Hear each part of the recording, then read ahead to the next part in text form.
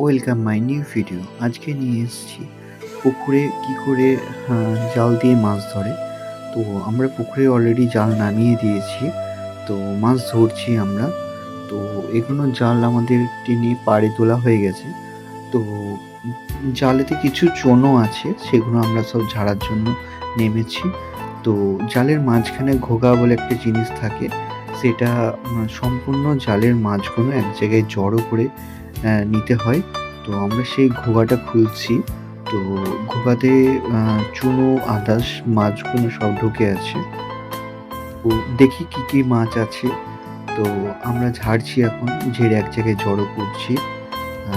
তো যথারীতি চুনো অনেক উঠেছে, আর শীতটা পড়েছে, খুব ঠান্ডা ঠান্ডাও লাগছে। তো করা তো কিছুই নেই, যেটা যার প্রফেশনে আছে সেটা তাকে করতে হবে।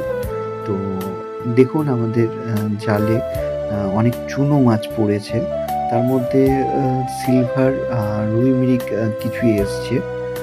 তো চুনো মাছগুলো আমরা এই ঝুড়ি করে জড়ো করে নিচ্ছি। আর মেন কথা হচ্ছে এইবারে বন্যা হওয়ার পরে বাইরের মাছ যেমন ছোয়া মাছ, বোয়াল মাছ, এগুলো তৈরি হয়েছে পুকুরিতেই।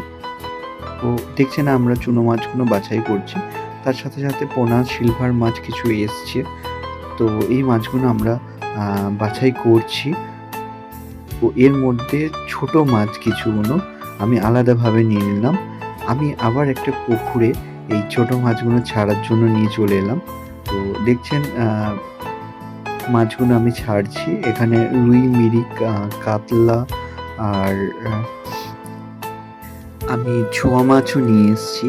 তো ছোয়া মাছ আপনাদেরকে দেখাবো। কাতলাও আছে, অল্পই পেয়েছিলাম, ওই জন্য বালতি করেই নিয়ে চলে এসেছিলাম। তো কিছু ছোয়া মাছ মারা গেছিলো, ওগুলো আমি তুলে নিলাম। তো যাচ্ছিল না বলে আমি আপনার কি করলাম, এখানে খানিক ফলিও আছে, আমি একটা জিওলও পেয়েছিলাম, তো জিওলটা আমি ছেড়ে দিলাম। আর এখানে দেখছেন অনেক ফলুই আছে, ছোয়া মাছ আছে, আমি চুনোও কিছু ফেলেছিলাম যদি হয় পুকুরে। তো ফেলা আমার কমপ্লিট হয়ে গেছে, আর যেগুলো যায়নি সেগুলো আমি তুলে নিলাম।